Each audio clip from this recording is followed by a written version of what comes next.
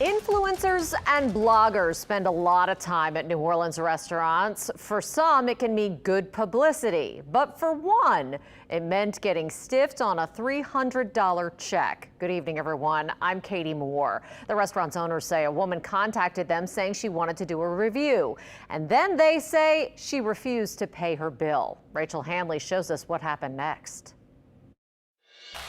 Within a few days, a table for two turned into a massive social media drama. I learned a lot about Reddit the last couple weeks. Yeah. This is Puccinella, an Italian restaurant on St. Bernard Avenue. Bella Blue and Andy Principe opened it last year. In July, an Instagram account called Fashions Digest contacted them, offering to review the restaurant. Blue asked whether they'd be expected to pay the reviewer or to comp food or drinks. And she was like, no payment necessary. It's just going to be myself and one other influencer. The night of the reservation, a woman named Diane Kronstadt showed up with another person. They racked up a $290 tab with multiple entrees and glasses of wine. Then their server told Blue they were expecting to be comped. I had the messages pulled up and everything, and I just was like, this is what it is. And she's like, well, you misunderstood me. That just means that you don't have to pay us. She asked me if $300 was a lot to us, and she said she didn't realize we were struggling. Then they told Kronstadt to go.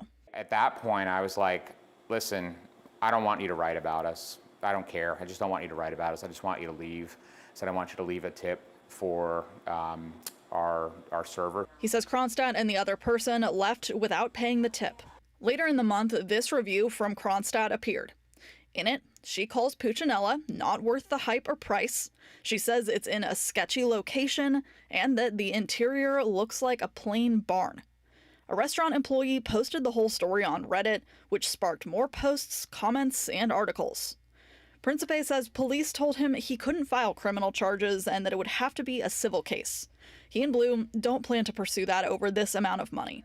She just says, as a new restaurant owner, it was a learning experience for her. I've already have a more descriptive contract in place and just more parameters and boundaries around what we're willing to offer, what we're not.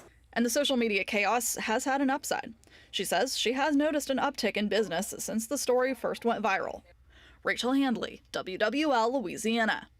Today, we messaged Kronstadt's account. It wrote back giving us an email address. So far, we haven't gotten a response there. Yesterday, People magazine published a story on this with a statement from her saying, in part, quote, it's common practice for food and drink to be comped in exchange for high quality content. She added that she would have left a tip, but when the restaurant's owners confronted her, quote, the situation felt unsafe and unpredictable.